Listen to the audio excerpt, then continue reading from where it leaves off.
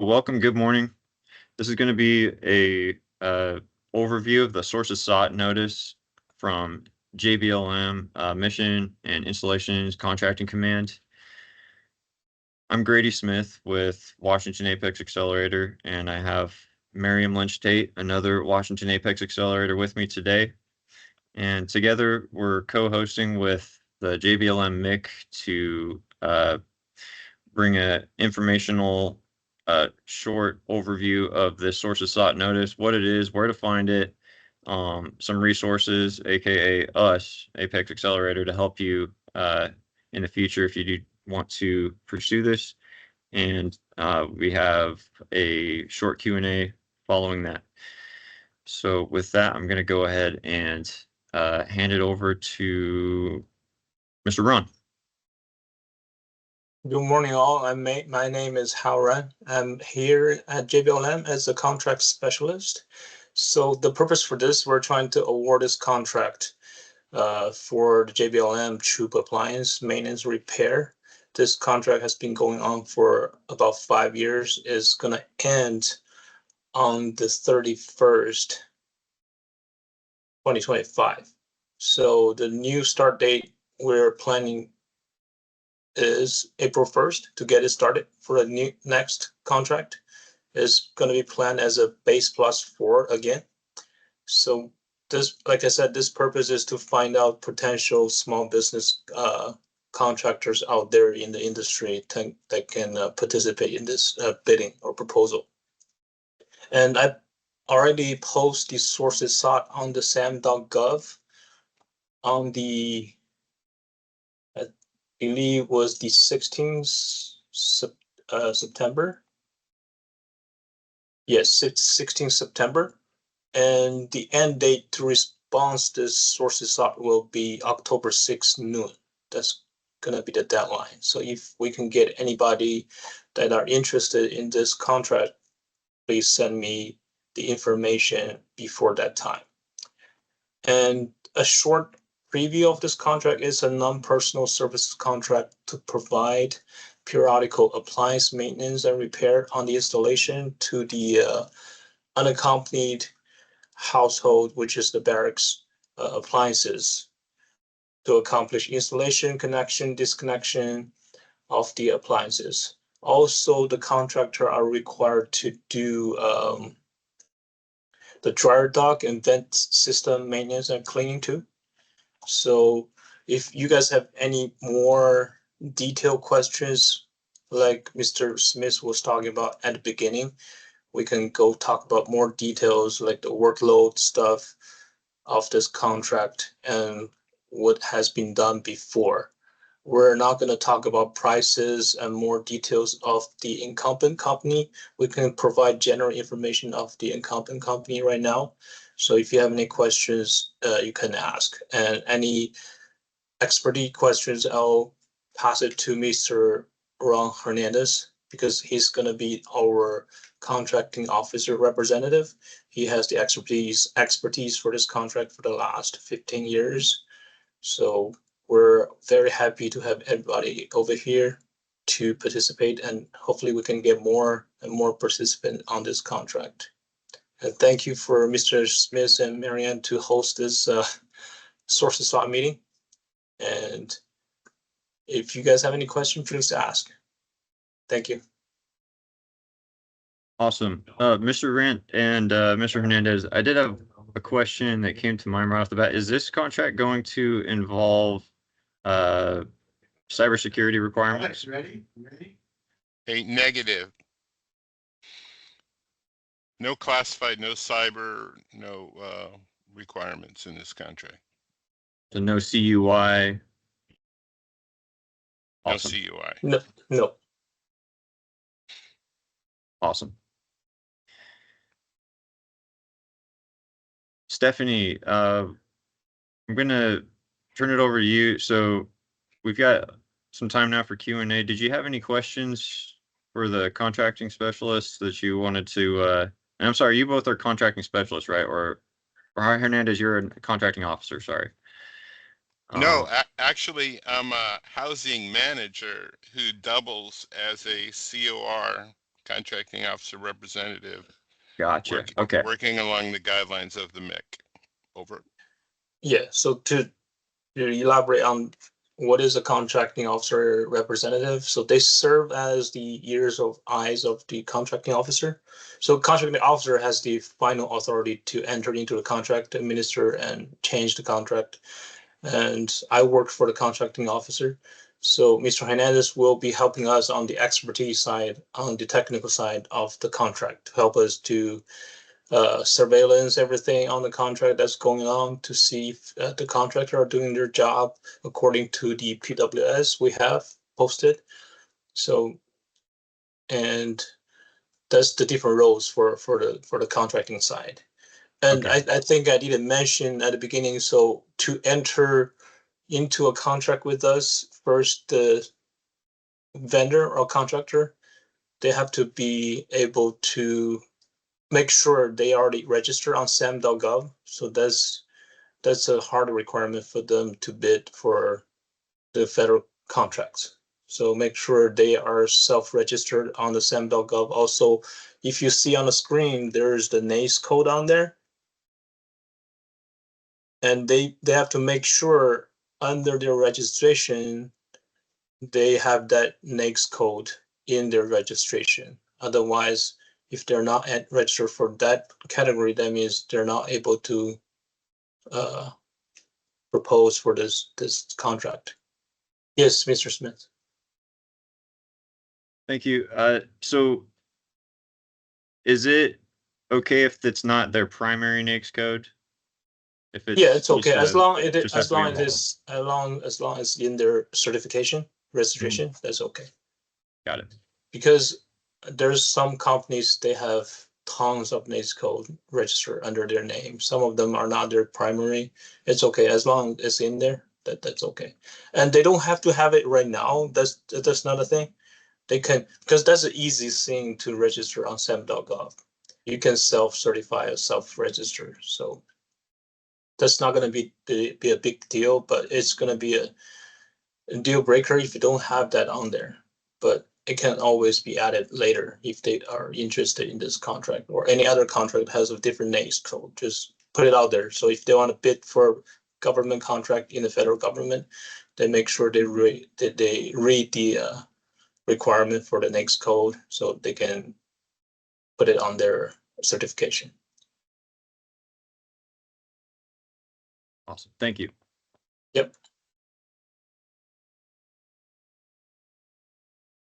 I'll shoot another question. So for the prospective businesses looking to compete on this contract, especially those that might be looking to team, what that might not be able to perform the work themselves as a prime. What are some of the industry types that might be interested as far as who should be applying for this or who should be looking to get on this? What types of businesses might be appropriate to fulfill a contract like this? Or is this, in your opinion, going to involve most likely a teaming effort from multiple contractors? Do you want me to take Sorry. that? Hopefully that makes sense. Yes, Ron, if you want to chime Sure. in. So I'm going to divide the contract in two primary areas. One is the dryer duct cleaning contract. And the dryer ducts are very similar to HVAC cleaning. So somebody comes into my house, they clean my HVAC ducts. Those ducts, for all practical purposes, are very similar to our convergent ducts, which is where we have multiple dryers feeding a duct that goes through with a ventilation assist system and exits the building. The other part of our dryer ducts are like most people have in their house, where it's just a dryer and it exits a hose or metal vent out the building. And so that kind of work could easily be done by any kind of company that cleans ducts. They would be well acquainted with the work. The other part of the work, which is appliance repair, It's a little bit more difficult because there's, like for instance, we have more than 14,000 appliances and a lot of different makes and models. Um, your mom and pop appliance repair company uh, might struggle, but those would be the companies. Anybody that does appliance repair in the United States uh, would or should consider this opportunity because in actuality, the appliances aren't that complicated. They do have control boards and a lot of our more sophisticated, like a washer or something like that, but nobody's asked to repair a control board. Most of repair, even for your house, it's either you you replace a major component. If you can't repair the machine by replacing major components, then they usually recommend that you get a new machine. So likewise, in our inventory, which we try to keep fresh, uh, is there are simple things like refrigerators. A refrigerator has a compressor. Compressor goes out. Normally, we do not repair it. We just replace it. If it's a seal, we repair it. If it's a light bulb, we obviously repair it. So some parts of the workload are very simple.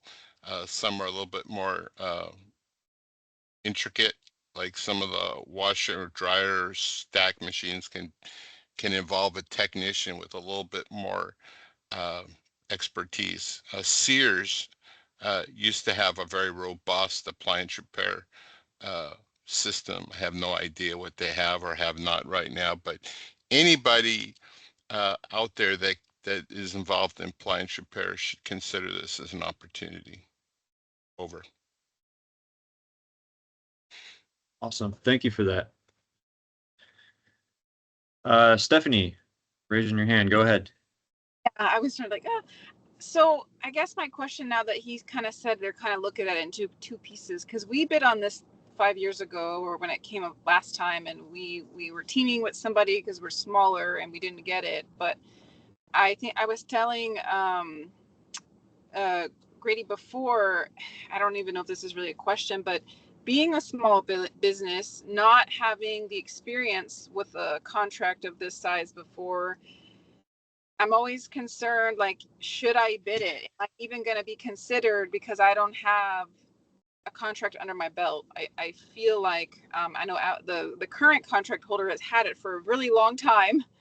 And I'm always nervous, like, would I be better to team with somebody that maybe has had a contract like this? Or am I equally looked at based on, I have a business for 8 years and I do maintenance and repair, but I haven't had one on base. So I'm kind of like torn. Should I try to team or should I just go out on my own and try to do it? I don't know if you can really answer that, but I'm kind of torn in that dilemma. Yeah, I'll answer that question. So we do look at the past experience and if they have any previous contracts, but that's not a hard pass if you don't have any experience with the government contract. We're looking, like Ron said, any maintenance repair shop, they have experience of doing this kind of job will be considered.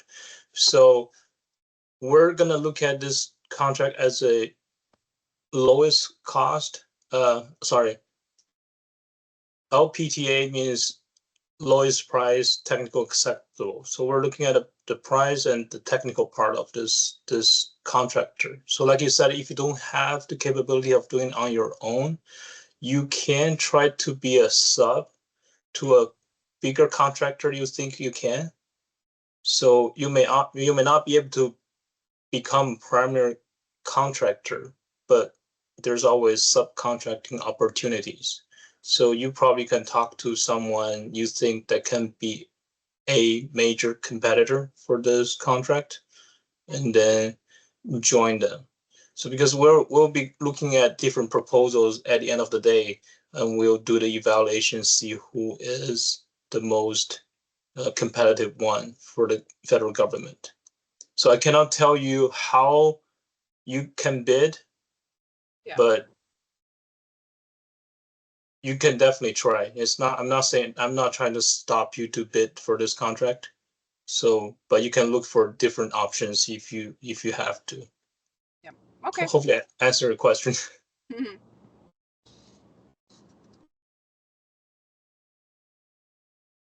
Yes, Awesome. Mariam. Miriam, go ahead. Good morning. This is probably to piggyback off what Stephanie just asked. Ron, I think I heard you say earlier that because you're kind of breaking this into two different areas, is there an opportunity to pick more than one winner? Are you looking at maybe bringing in multiple awardees in terms of breaking out? Like if somebody said, well, I just want to do the duct cleaning, could that be a different contractor? Do you need one to do it all? Yeah, we need one contractor, so they can choose to sub it to another contractor for that part, but we're gonna choose one contractor for the primary contractor. So if they are willing to propose a subcontracting plan that can subcontract that part to another company, up to the KO if he or she is okay with this plan, we can go forward. So as I mentioned before, we have 3 different roles: contracting officer, contract specialist, and core. So contract officer representative with Mr. Ron Hernandez. Myself is the contract specialist. I'll be handling all the paperwork, how to find competition, how to get everything prepared, and then prepare the documents for the KO to determine, to finally make the decision on the award. So me and Mr. Hernandez, we're not a decision maker. The decision maker is going to be the contracting officer, but we'll provide all the evidence, all the facts to him or her to decide who is the best contractor or bidder at the end of the day. But like we talked about before, so far we have been using one contractor, but there's always in the federal government regulation, there's always opportunities for companies to sub. I mean, for the contracts I'm doing right now, they've been using subcontractors. After they win the bid, they'll sub the contract out to other companies to do. So there's always opportunity out there. Okay, well, and the reason why I asked that question, because obviously, because right now you're at the sources sought stage where you're trying to get feedback, you're trying to find out ways to make this. If a team like Stephanie had the concern, this would be the opportune time to be able to respond and maybe speak to if there's a possibility to be considered to separate them. So like that's a possibility. So like if you can go to number 7 on the page, I see that right there, recommendations to improve the approach specifications. You can raise the question. I can raise that question to my KO. See if for this one, we are willing to approach that way to divide it into 2 different contractors. So that's not as hard no. I'm not going to say this is going to be a hard no. It can be, like you said, this is a source of thought. We try to get information from the industry, what their suggestions, their approach will be the best to the government interest. If that's the best way for us to approach this new contract, I think if KO is okay with it, we'll probably go that way. But for right now, nothing is for sure. Like we're just gathering information from anybody out there to provide us the best solution to this contract. No, I think Mr. Hernandez was trying to say something earlier. Right? Okay.